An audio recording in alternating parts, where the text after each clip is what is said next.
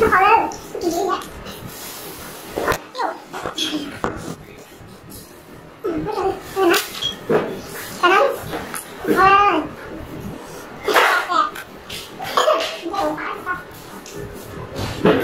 Ô, mình phải nào.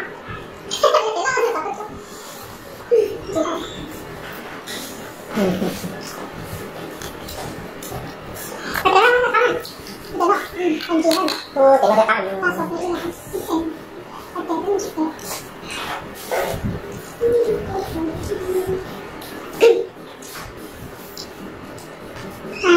Chỉ còn nó có của nó.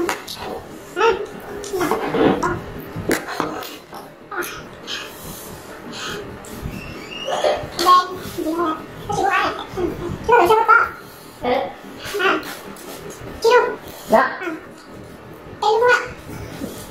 Tự nhiên chị này lấy tiền luôn.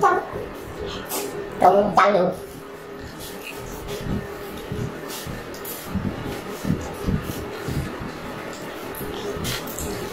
Giờ tụi ta lắm. Nó khó không nhiều chứ. Đúng rồi.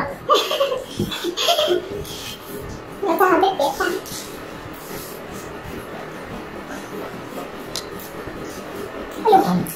Ok luôn luôn.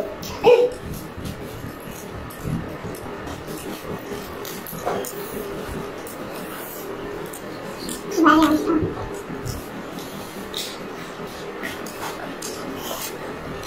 Nhìn mày khác đấy. Không được ăn rồi.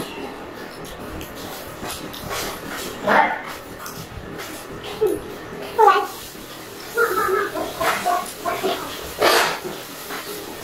Này đó.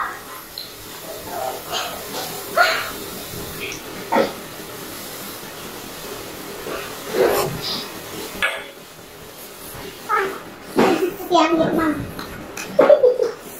Ai cười đó. Từ từ rồi đi. Từ từ ăn tính ăn. Không thích cô bé.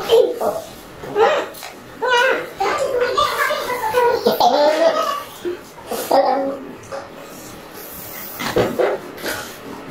Ô, cái đó người ta xài đấy à? Nhìn vào là lên mặt này. Cảm ơn Phương Nghi con. Cái sợi bé. Đi đâu? Ok, ăn. Giờ bạn nhớ lên. Anh nhớ rồi.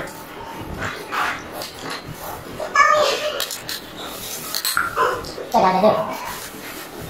Sao đấy ạ? Được rồi.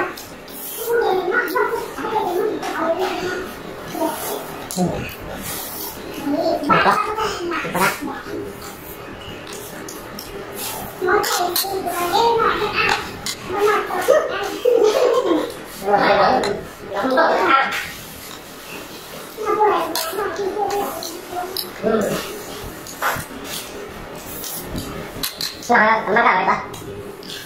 Hết không? Rồi. Rồi. Cái đó là có gì?